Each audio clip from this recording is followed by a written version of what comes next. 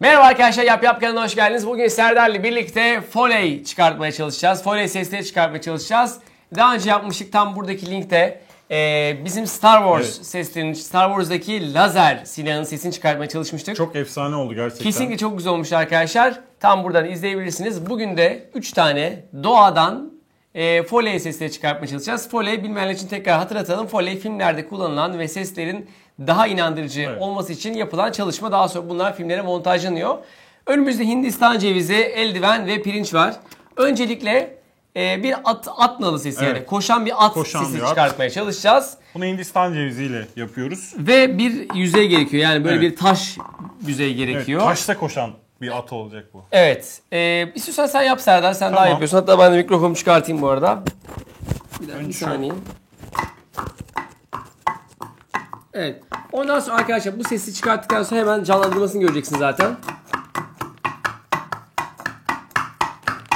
Koştur.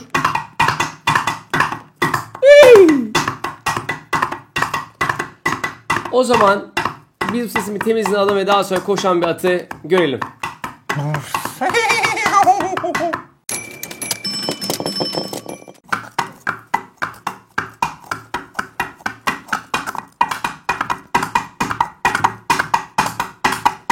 Tamam mı?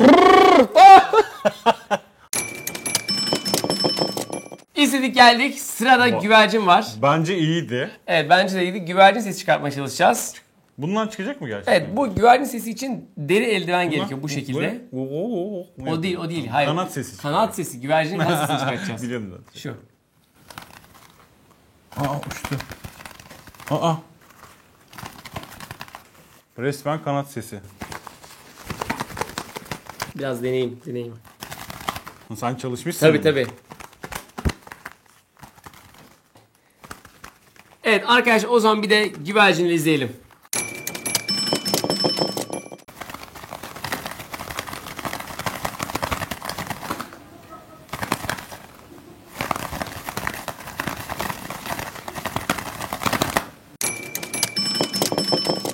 Evet arkadaşlar, videoyu izlediniz. Melih'le ikimiz güvercin olduk. Kanatlarımızdan çıkan sesleri duydunuz. Evet, dünyanın en tatlış güvercinleriydi. Evet, ben tombik bir güvercin oldum. Melih biraz daha zayıf bir güvercin. Atletik bir güvercin, pardon, zayıf değil. Şimdi son olarak yağmur sesi sesine çıkartacağız.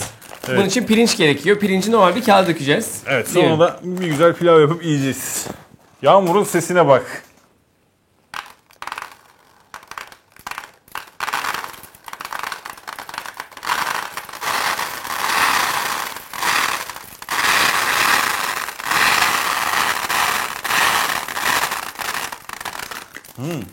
Oldu Evet, mu? oldu. Bundan biz biraz daha yapacağız arkadaşlar. Biraz daha sonra da yağmur altında kalacağız. Bakalım ne olacak.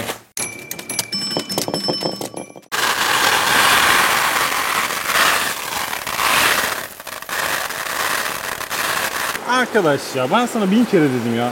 Ya niçin? Niye bu ısrar yani?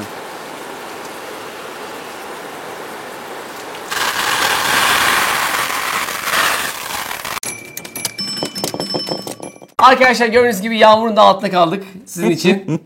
Ve yağmur sesi de bence güzel oldu gayet. Bence de güzeldi, efsaneydi yani. Bayağı benziyordu. Kesinlikle öyle. Arkadaşlar bugün size doğadan 3 tane Foley gösterdik. Hala atla Serdar. Ben atımı atlayıp Foyu gidiyorum. bozdu. Umarım hoşunuza gitmiştir.